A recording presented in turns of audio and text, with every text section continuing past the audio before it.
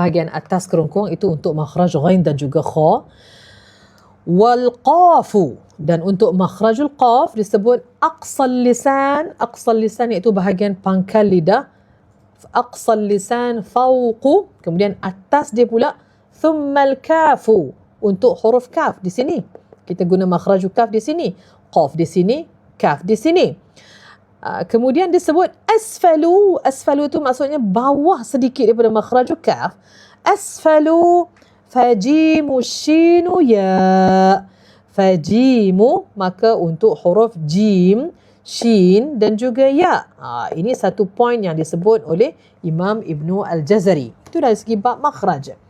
Bila kita pergi ke bab sifat pula, pasti dari segi sifat majhura, sifat syiddah, sifat mustafila, sifat muraqqaqah, itu mesti akan disebut. Tapi satu part yang memang khusus untuk huruf shin yang disebut dalam bab at-tafashi, dalam bab sifat huruf Arab. At-tafashi ni, jadi masalah kita sebab kita ajam, kita tak tahu cerita, kita hanya tahu tafash itu semburan. Oh, sembur, itu yang kita nampak. Tapi hakikatnya cerita sebenarnya bila masuk dalam bab makhraj, yang pertama disebut sini, ya, asfalu wal wastu, asfalu wal wastu.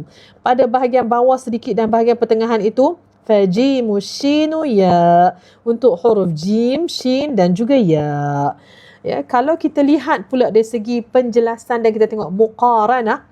Muqaranah itu perbandingan dari segi pandangan sisi. Sini tak nampaklah sebab kita ada pipi kan.